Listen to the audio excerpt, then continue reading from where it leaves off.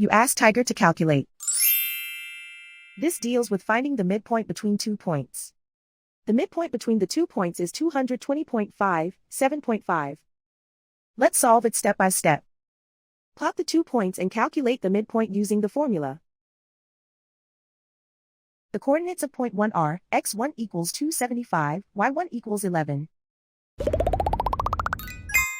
The coordinates of point 2 are x2 equals 166, y2 equals 4.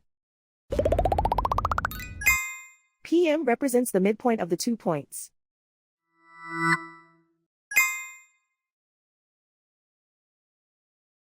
Use the x values in the midpoint formula to find the midpoints x. x1 equals 275. x2 equals 166.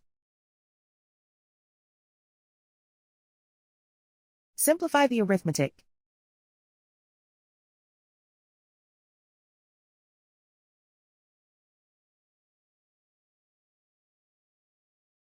Use the y values in the midpoint formula to find the midpoints y. y1 equals 11.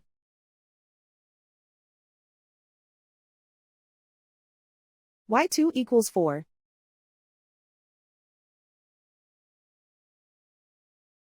Simplify the arithmetic.